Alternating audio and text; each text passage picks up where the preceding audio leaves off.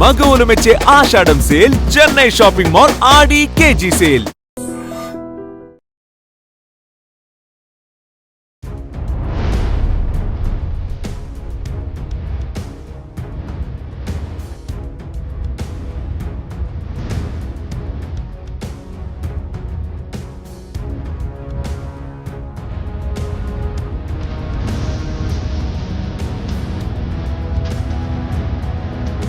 ఇది మహారాష్ట్ర సతారాలో జరిగినటువంటి ఇన్సిడెంట్.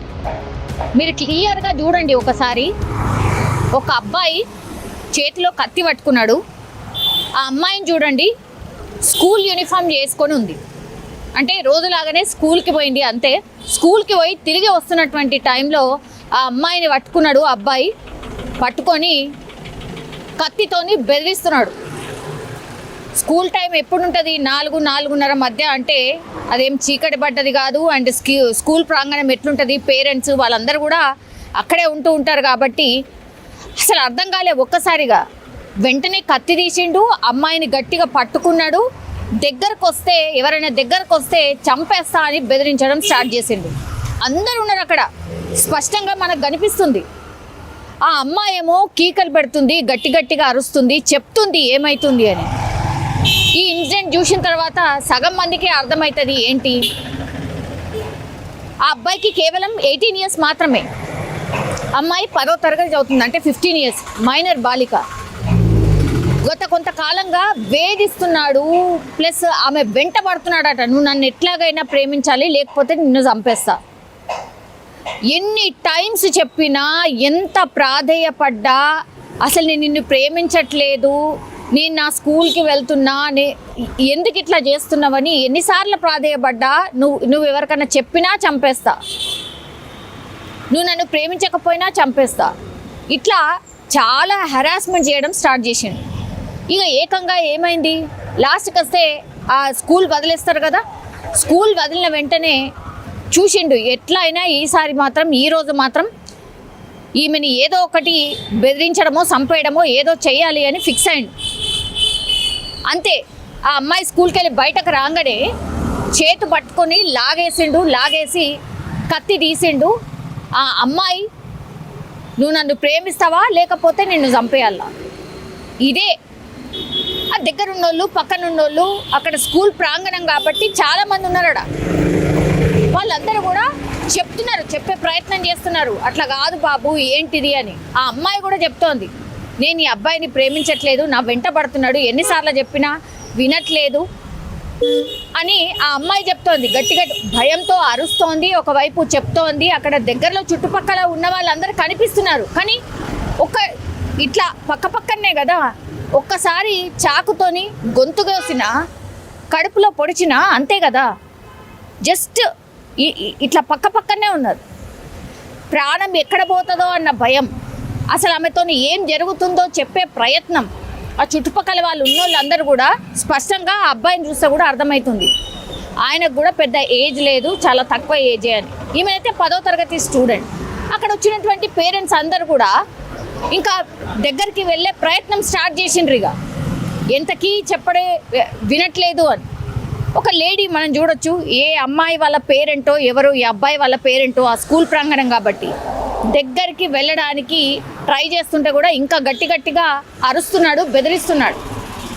ఇక్కడ మాటలలో పెట్టిన తర్వాత వెనక నుంచి ఇదంతా సీన్ జరగబట్టి చాలాసేపు అయింది కాబట్టి వెనక నుంచి గోడ దూకి ఒక పర్సన్ వెనకాల నుంచి వచ్చి వెంటనే ఆ అబ్బాయిని గట్టిగా పట్టుకున్నాడు.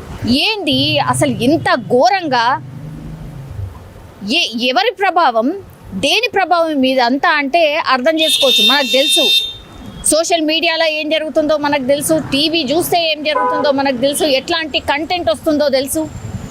ఇవన్నీ చూసే ఇగో ఇట్లాంటి వాళ్ళు తయారవుతున్నారు అని చాలామంది ఎక్స్పర్ట్స్ కూడా చాలా టైమ్స్ మాట్లాడుతున్నారు.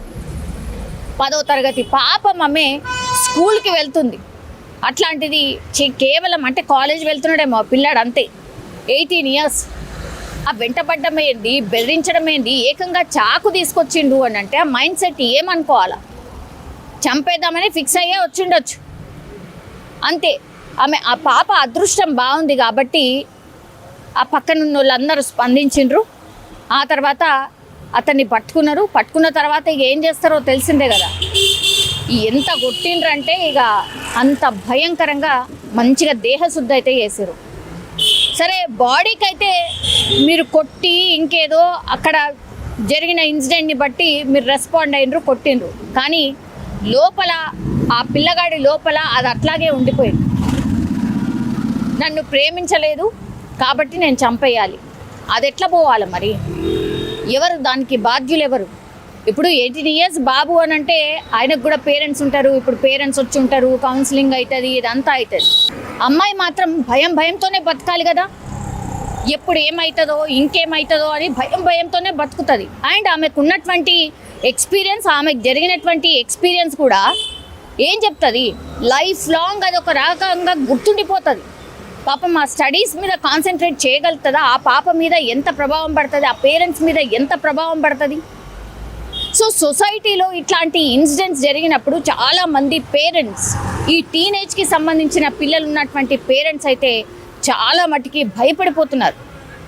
సరే, మహారాష్ట్రలో జరిగింది కాబట్టి మన దగ్గర కాదులే అని అనుకుందామా? లేకపోతే నిజంగా ఒకవేళ మనకే ఇట్లాంటి తెల్లవారి మన పిల్లలకే ఇట్లాంటి ఇన్సిడెంట్ కాకంటే ముందే మన పిల్లలకే మనం చెప్పుకుందామా? ఇది అందరు పేరెంట్స్ కూడా ఆలోచన చేసుకోవాల్సిన అవసరం అయితే డెఫినెట్లీ కనిపిస్తోంది. ఈ ఇన్సిడెంట్ మీద మీ కామెంట్ ఏంటి? ప్లీజ్ దయచేసి కామెంట్ చేయాల్సిందిగా కోరుతున్నాను.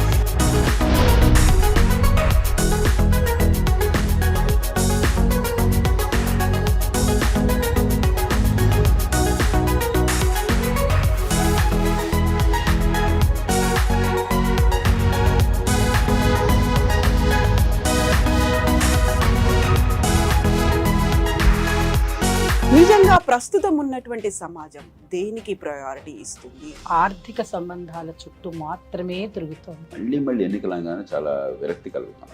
మంచి అనిపిస్తుంది కదా. లేడీస్ కూడా ఛాలెంజింగ్ జాబ్స్ చేసినప్పుడు చాలా బాగుంటది. ట్రాఫిక్ అసిస్టెంట్స్ గా నియమించిన ట్రాన్స్జెండర్స్ అందరితో సాల్యూట్ చేయించుకుంటున్నారు. ఫుడ్ డెలివరీ ఇవ్వటానికి వెళ్ళినటువంటి డెలివరీ బాయ్ అనిల్ పై కళ్ళ ముందు పెళ్ళండి